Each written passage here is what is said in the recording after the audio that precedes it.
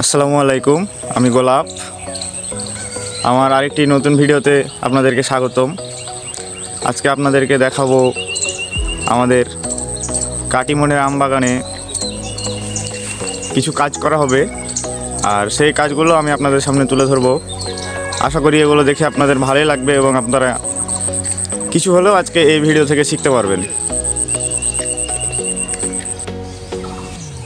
আপনারা দেখতে পাচ্ছেন এখন আমরা আছি আমাদের আম বাগানে।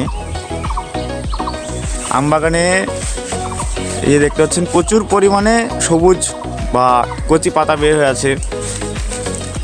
এগুলো আসলে আমাদের প্রয়োজনের অতিরিক্ত পাতা। আমাদের এই বাগানটা আসলে হচ্ছে গ্রাফটিং করা বাগান। এই তো সায়ন দেখতেই পাচ্ছেন, কলম করা আছে বাগানটা। আর আজ থেকে প্রায় 15 দিন আগে আমরা এখানে সার দিয়েছি গাছের গোড়ায়। তো খুঁড়ে খুঁড়ে সার দেওয়া আছে গাছের গোড়ায়, জৈব সার। এই সারগুলো যাতে এই নতুন কচি পাতাগুলো না খেয়ে নেয়, সায়নে যাতে ঠিক মতো খেতে পারে, সেই জন্য আজকে আমরা সায়ন ভাঙার ব্যবস্থা করেছি। ওইদিকে আমার দুইটা ছোট ভাই সায়ন ভাঙছে, একদম ওই 3 নম্বর গাছ 4 নম্বর গাছ থেকে শুরু করেছে। এদিকে আরও 3টা গাছ আছে। নিচে যদিও প্রচুর ঘাস হয়ে আছে, আসলে এই ঘাসগুলো আমরা রেখেছি আমাদের বাসায়। ছাগল আছে 4টা, ছাগলও যাতে আমাদের এই ঘাসগুলো খেতে পারে এবং আমাদের ছাগলগুলো যাতে সুস্বাস্থ্যবান থাকে তার জন্য। তবে গাছের গোড়ায় যে সার্কেলটা করা আছে, এই সার্কেলের ঘাসগুলো আমরা আবারও হয় কীটনাশক দিয়ে, আগাছানাশক দিয়ে অথবা কোদাল দিয়ে কবিয়ে এগুলো আমরা মেরে দিব। সার দেওয়ার পরে আপনারা দেখতে পাচ্ছেন আমাদের এই যে কলম করা এই সায়নটি থেকেও কিন্তু নতুন নতুন পাতা বের হয়েছে। আর একটা সায়ন থেকে এখানে 4টা ডগা বের হয়েছে।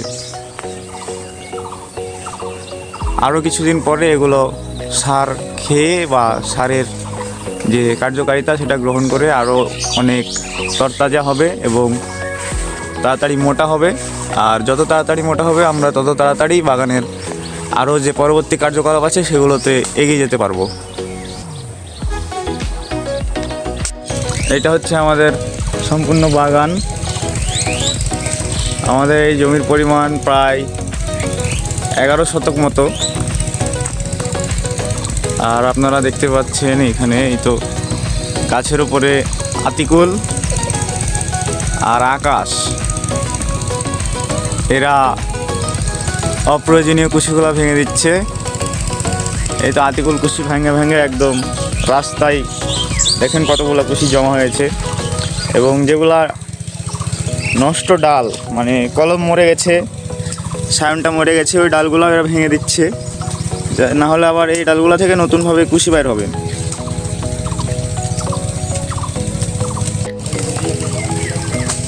এই তো এই ডালটিতে দেখতে পাচ্ছেন আপনারা সায়ন মরে গেছে, আর এর নিচ দিয়ে যে প্রচুর পরিমাণে কুশি বাইর হয়েছে।